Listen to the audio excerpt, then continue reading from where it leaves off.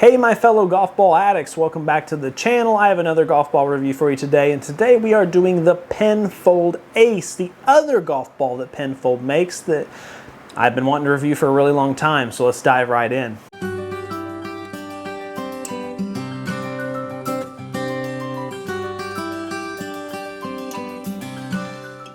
Guys, as always, if you love honest golf ball reviews from an average golf swinger, look no further, that's me right here. So I'd appreciate it if you'd like, comment, subscribe, all the free stuff. It doesn't really cost you anything. It just, a few seconds of your time. If you do end up really liking it here, we have a membership that just starts at $1 a month, goes up from there. Really helps me be able to provide more content to you guys. So this is a 4-piece urethane. It comes at a price point of $40 a dozen, which is average, you know what I mean? That's what Vice is from a retail store, so it's always difficult because, like, it's an okay price point, but the difference between the two is that Vice, you can kind of like go down to Walmart and just pick them up, or you can, Vice, you can order 5 boxes from, get them for 32.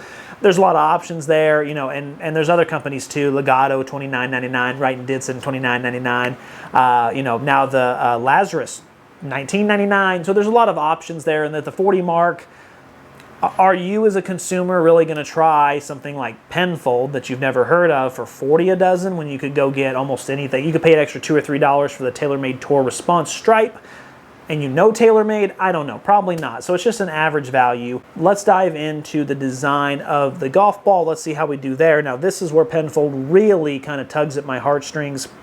Looking at the design, I do love the cursive logo. It looks really good. It does look classy. It does look vintage. It has a good look there. But you'll also notice this right here specifically has the diamond above it, but the pack it came in had basically the whole card suite. So one sleeve had the jack, one sleeve had the spade, one sleeve had the heart, one sleeve had the diamond. And so it does have that whole card, playing cards, Vegas type of feel to it, which I also really love as well. So that's how they come standard. I love the number font as well. It looks phenomenal. Now coming over here on the side, this is where it bothers me about Penfold, and it bothers me about a lot of companies. This alignment tool, just not that great. It says Ace in the middle. It has a really thin line, and as you guys know, I hate arrows on my alignment tool. I hate how it looks. If I hold it up here, oh my goodness, I don't even think I can see it. Oh, I kind of see it. Okay, yeah, no, that's not going to work. It's not going to work, unfortunately. But everything else about the golf ball, how it feels, it looks premium, it feels premium. It has a very shiny coat around it, so I think it's going to have some stopping power for sure. But everything else is really good. Really just the alignment tool is the only thing I have a beef with, but I could always put a golf dot on there. I can make my own or whatever. But overall, interesting design. It's unique. It stands out. And as we talk about, when you come to direct-to-consumer golf ball, standing out is the first thing you want to do. So let's get out to the pitching and chipping and putting and chipping and pitching green, and let's see how we do around there. Whew. Wow. Okay. A couple things there. Feel, light, buttery, crisp.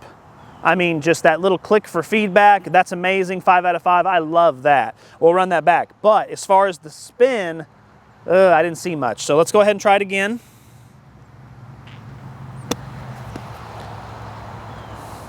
Boy, not a lot again. Interesting. One more time. Yeah, a pretty consistent, firm release. It's acting kind of like a 2-piece does. Like, I'm not seeing a lot of rotation. I'm not seeing a lot of really anything. Let's validate the parking. Let's run it back. Yeah, now feeling this ball, picking it up and feeling it, it doesn't feel super sticky. It actually feels kind of smooth, and it actually feels kind of slick, which is probably why it's not having that extra grip. But let's go ahead and try to get it to go left. Let's see if we can. No, there was barely any rotation on that ball at all. So, I'll just do these final two just to kind of see if maybe if I hit one a low spinner or something. No checkup at all. It feels phenomenal, but there's just no checkup. Yeah, it just has too firm of a release. I would say that's probably around like the 35%, 30%. For a 4-piece golf ball that costs $40 a dozen, I would expect a little more than that for sure. When you're buying a 4-piece urethane golf ball, usually those 4-piece models, 4-piece, 5-piece, those are the ones that just really spin and grip. All right, so starting out with the mallet putter. And guys, I think we need to give a moment of respect, a moment of silence. This will be the last testing with the Cobra King Cuda putter. It's been amazing to us in season 4, but after this, I'm going inside, I'm packing it into a box. It is going to Hawaii, so let's wish it a wonderful rest of its life. I hope, you know, it's going where I want to go. I'm kind of jealous. I might put myself in the box too, but it's going to have a lot of great courses to see down there, and it's going to be awesome. It's been really cool. Should be deadening. Okay. Oh, not bad. I didn't really feel a lot of feedback in the hands. That's okay. I did hear a little click. Wasn't really buttery or crispy or anything like that, but so far, you know, it's like an 8 out of 10.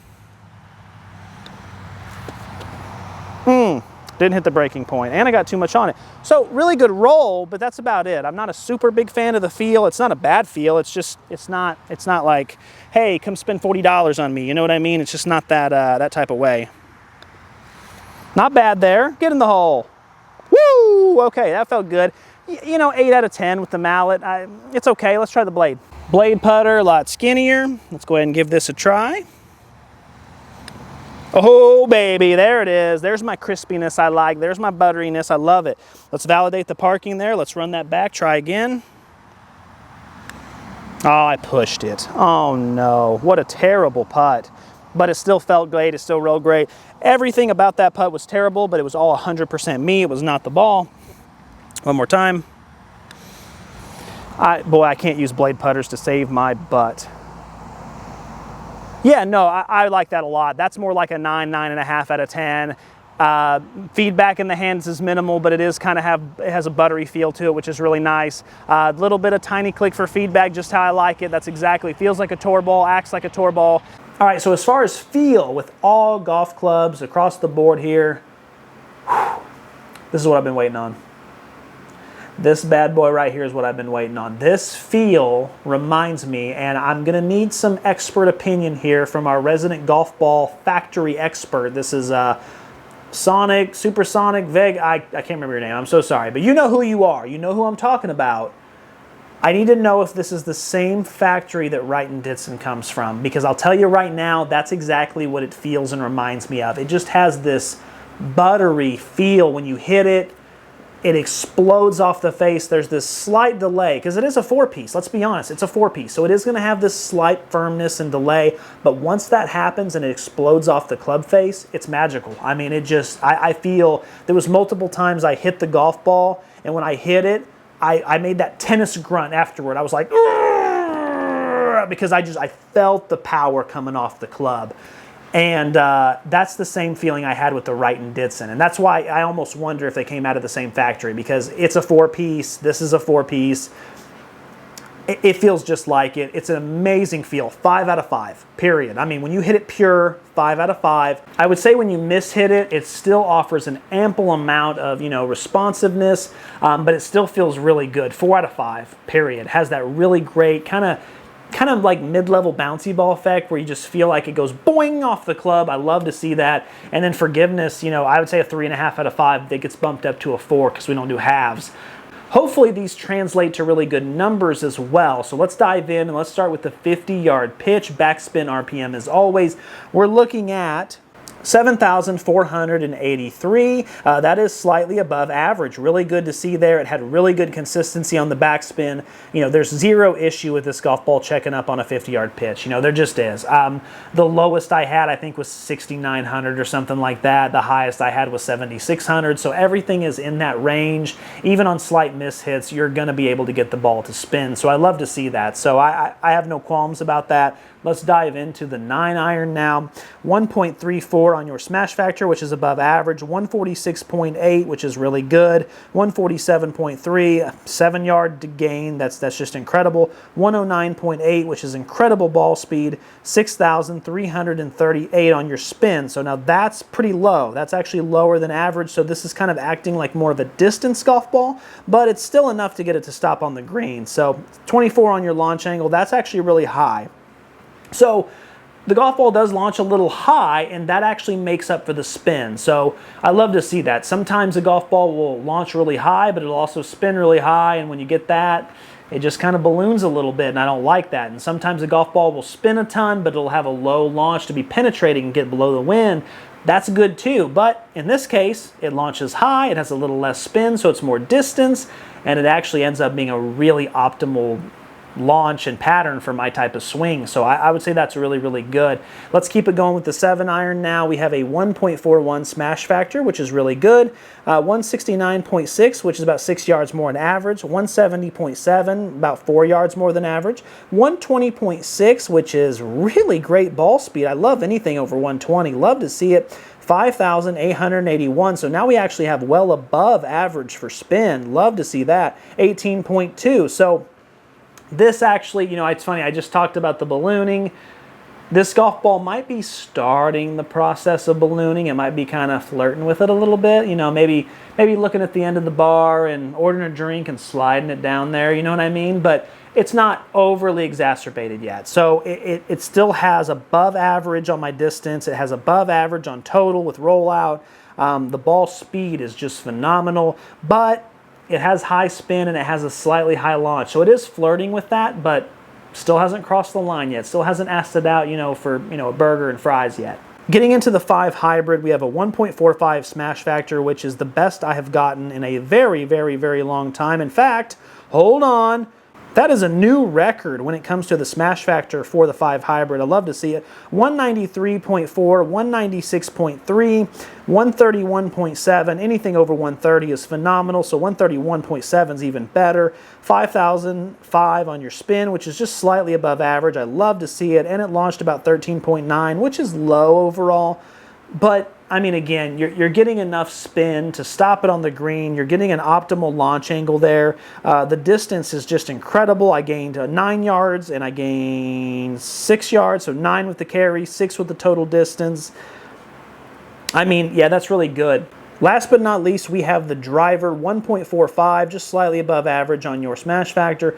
237.5, that's a gain of 10 yards from my average. 245.8, that's a gain of about 8 yards from my average. 146.8, which is, you know, 3 mile an hour better than my average. And it launched exactly average, basically, you know, only a 6 RPM difference. And it actually launched 14.8, which is a very, very optimal launch angle. It's just slightly above, you know, mid.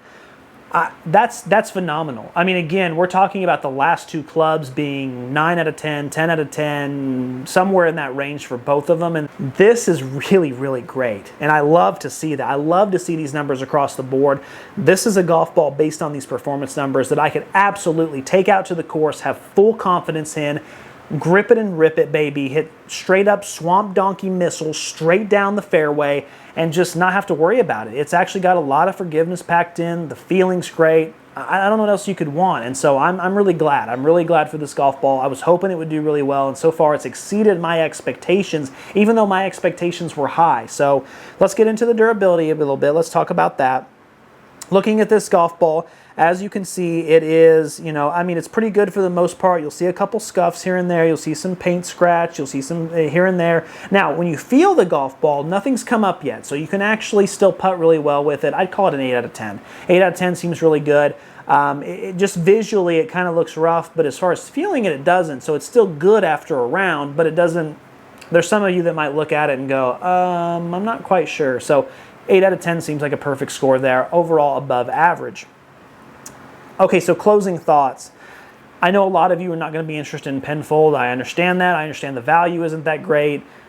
The reality is that it's a really well-performing golf ball, and it's one of those, again, you know, I'd love to see what factory it comes out of because it just reminds me so much of the Wright & Ditson. We tested the Wright & Ditson this year, which is $29.99, a lot lesser of a price. And it just had this, it just took me by storm. It took me by complete surprise.